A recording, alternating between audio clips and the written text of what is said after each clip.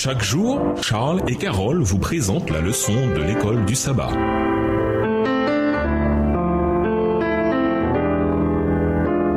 Bienvenue dans votre émission. Dieu nous parle. Nous voilà à la leçon de vendredi. Pour aller plus loin, nous vous invitons à lire dans le livre Patriarches et prophètes, le chapitre La Pâque, livre écrit par Ellen G. White. La Pâque devait être une fête à la fois commémorative et préfigurative. Non seulement elle rappelait la délivrance de la servitude égyptienne, mais elle préfigurait la suprême délivrance que Jésus devait apporter au monde. L'agneau du sacrifice représentait l'agneau de Dieu, notre unique espérance de salut. Par son immolation, dit l'apôtre Paul, le Christ est devenu notre Pâque. 1 Corinthiens 5, verset 7. Mais il ne suffisait pas que l'agneau pascal fût immolé. Il fallait que son sang fût aspergé sur les poteaux de la porte. C'est ainsi que les mérites du Sauveur sont imputés aux âmes croyantes. Jésus a non seulement donné sa vie pour le monde, mais pour chacun individuellement à condition qu'il s'approprie les vertus de son sacrifice expiatoire. Extrait du livre Patriarches et prophètes, chapitre 24, page 249, livre écrit par Ellen G. White. Aujourd'hui encore, les familles juives pratiquantes du monde entier célèbrent la Pâque, Pécha. Elles ont ce qu'on appelle un seder de Pécha. Seder signifie ordre, disposition, au cours duquel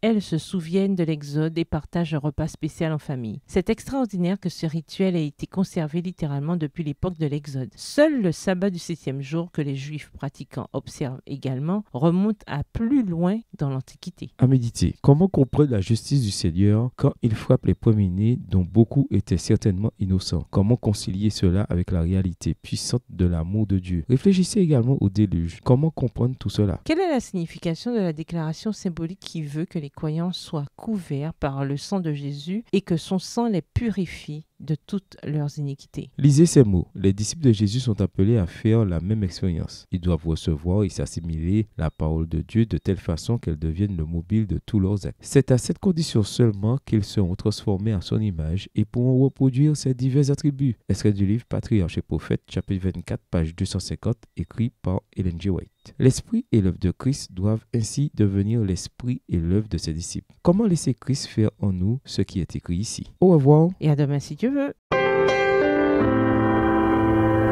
Dieu nous parle. Chaque jour, Charles et Carole vous présentent la leçon de l'école du sabbat.